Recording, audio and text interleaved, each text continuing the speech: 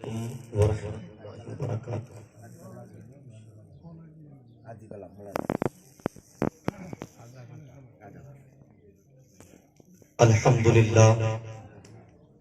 الحمدللہ وکفا وسلام علی عبادہ الذین اصطفى، اما بعد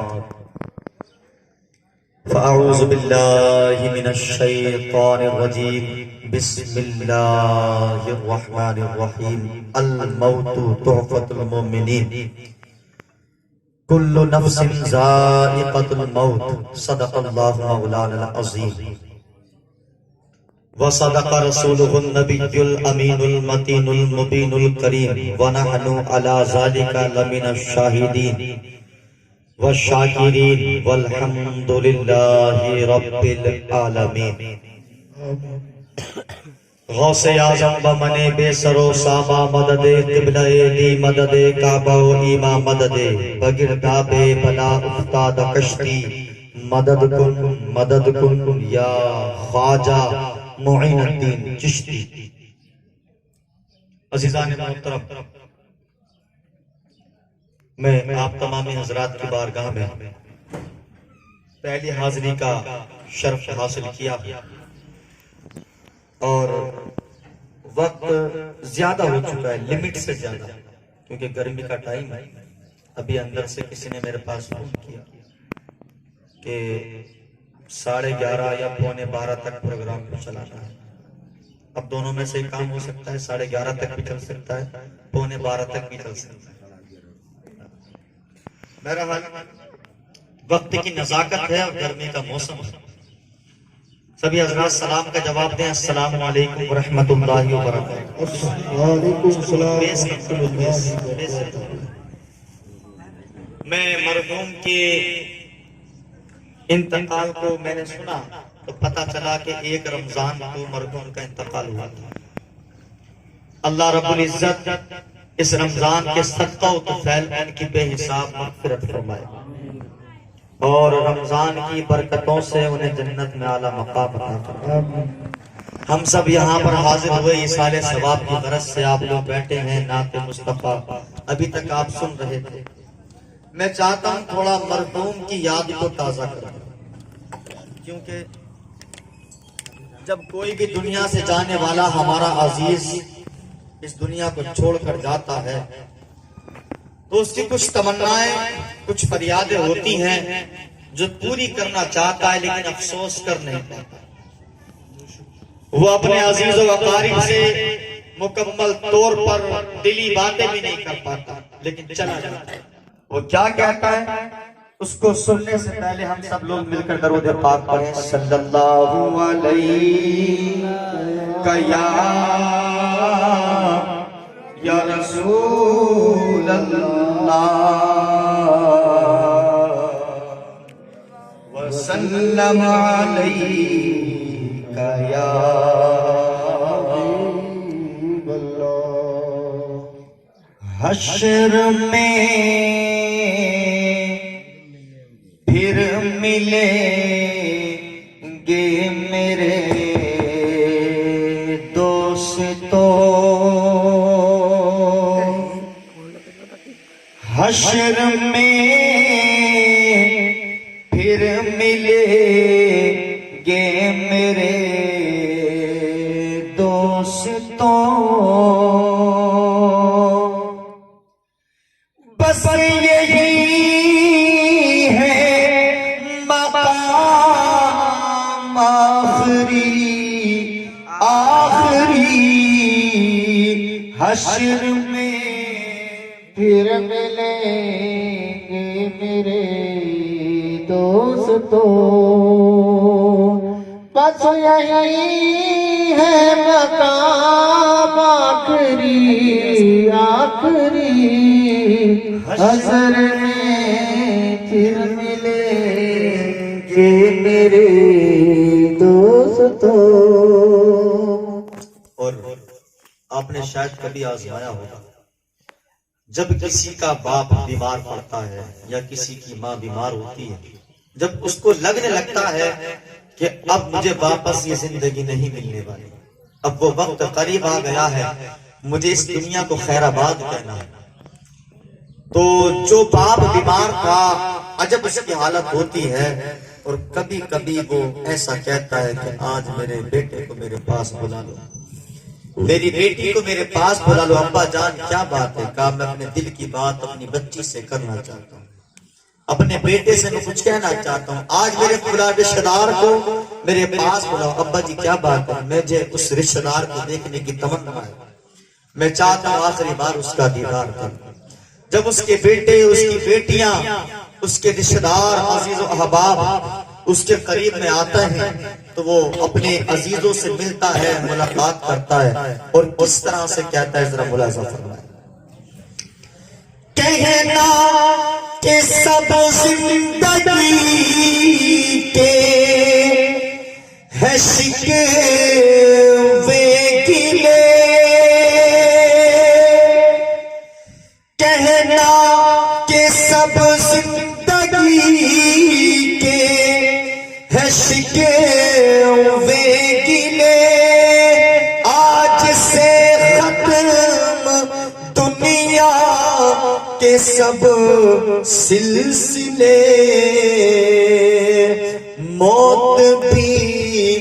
دوستوں آج حیرت میں ہے،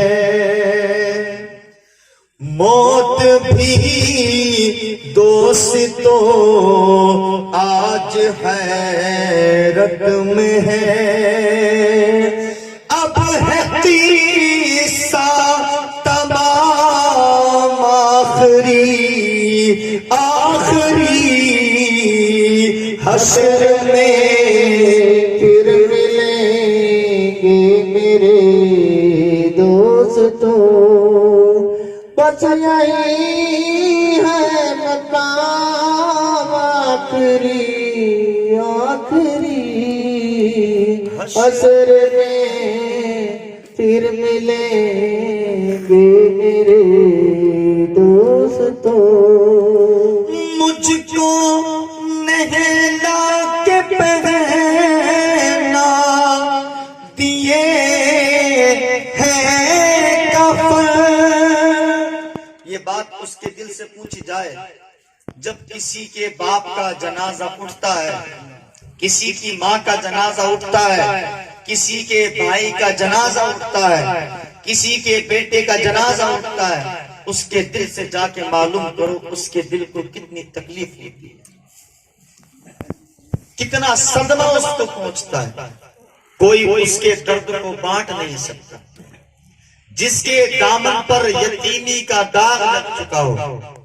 جس کے لیے دامن پھیلانے کے بعد کوئی دعا مانگنے والا نہ بچا ہو، جو باپ راتوں کو سجدے میں گر گر کر رویا کرتا تھا اپنے بچوں کی خاطر، جو ماں اپنے بچے کو سفر میں دیکھ کر کے دعائیں کیا کرتی تھی، جو ماں سردیوں میں، گرمیوں میں، تپش میں، مشکل میں، بیماری میں، پریشانی میں، ہر عالم میں اپنے بچے کو تازہ کھانا بنا کر کھلاتی، جیسا مزاج اس کا ہوتا اس کے مزاج کے مطابق ہزاروں بیماریاں اپنے سینے میں بسا کر اپنے بچے کو ہر وقت تازہ کھانا کھلاتی۔ آج وہ ماں دنیا سے گئی، وہ باپ دنیا سے چلا گیا، وہ بھائی جو اپنے بھائی کو کاندھے سے لگا کر دعائیں دیا کرتا تھا، وہ بہن جو اپنے بھائی کی بلائیں دیا کرتی تھی، وہ رشتہ دار جو اس کو عزیز سمجھا کرتے تھے، جب وہ باپ، وہ بیٹا، وہ بھائی، وہ ماں، وہ بہن دنیا سے جاتی ہے تو اس کے دل سے جا کر کے پوچھو جس نے اپنے جوان بھائی کے جنازے کو کاندھے پر اٹھایا، جس نے اپنے باپ کے جنازے کو کاندھے پر اٹھایا، وہ کس طریقے سے اور کتنے غموں کو، کتنی پریشانیوں کو، کتنی تکلیفوں کو اپنے دل میں بسا کر اپنے باپ کو قبر میں اتار کے آیا ہو۔ لیکن آج ہمارے تو عجیب حال ہے، ہمارے بڑے عجیب حال ہو چکے ہوتے ہیں۔ ہمارے پڑوس میں میت پڑی ہوتی ہے، ہمارے پڑوس کے اندر جو میت ہے نا، ہم اس کا بھی لحاظ نہیں کرتے، اور ہمارے گھر میں بڑی بڑی تیز آواز کے ساتھ گانے بجا کر دوسرے کے گھر میں دکھ ہے، تکلیف ہے، ہمیں اتنا بھی احساس نہیں ہوتا۔ اللہ اکبر، ہمیں احساس کرنا چاہیے۔ تو جب کسی کا عزیز کسی کی بہن یا کسی کا بھائی جب اس کے جنازے میں شریک ہونے کے لیے کسی کا بھائی آتا ہے، اس کا آخری دیدار کرنے کے لیے کسی کی بہن آتی ہے، اور جب اس کو نہلا دیا جاتا ہے، کفن پہنا دیا جاتا ہے، تو ہم اس کی آواز تو سن نہیں سکتے، مرنے والا تو مر گیا، دنیا سے جا رہا ہے، روح پرواز کر چکی ہے، ہم تو اس کی آواز نہیں سن سکتے، لیکن اللہ اکبر، نبی کی حدیث کہتی ہے کہ وہ مرنے والا، دنیا سے جانے والا اپنے عزیزوں کو، اپنے رشتہ داروں کو، اپنے کنبے والوں کو مخاطب کر کے کچھ کہنے کی کوشش کرتا ہے، وہ کچھ بولتا ہے، لیکن افسوس یہ کہ ہم سن نہیں پاتے۔ وہ کیا کہتے ہیں ذرا ملاحظہ فرمائیں، ایک بار مچل کے کہہ دیجئے سبحان اللہ، سبحان اللہ، سبحان اللہ۔ مجھ کو نہلا کے پہنا دیے ہیں کفن، رو چکے مل کے ماں باپ بھائی بہن، موت بھی دوستو آج ہے رت میں ہے، شمع ڈھلنے کو ہے، دم نکلنے کو ہے، ہو چکا التزام آخری حشر میں پھر ملیں گے میرے دوستوں، بس یہی ہے مقام آخری عصر میں پھر ملیں گے میرے دوستوں۔ اچھا، نہ جانے کتنے لوگ ایسے ہیں جو اپنے مرحوم کو قبر میں دفنانے کے بعد سالوں سال گزر گئے، کبھی اپنے مرحوم کی قبر پر جا کے نہیں دیکھتے کہ لاؤ کچھ چند منٹ کے لیے یہاں پر کھڑے ہو کر میں کچھ دعا کروں، کچھ کلمہ پڑھ کے بخشوں۔ اور حقیقت تو یہ ہے، بڑی مشہور حدیث پاک ہے، سرکار فرماتے ہیں کہ جب کسی کا عزیز، کسی کا باپ ہو یا بیٹا ہو یا بھائی ہو، کوئی بھی ہو، جب وہ دنیا سے چلا جاتا ہے تو ہر جمعرات کو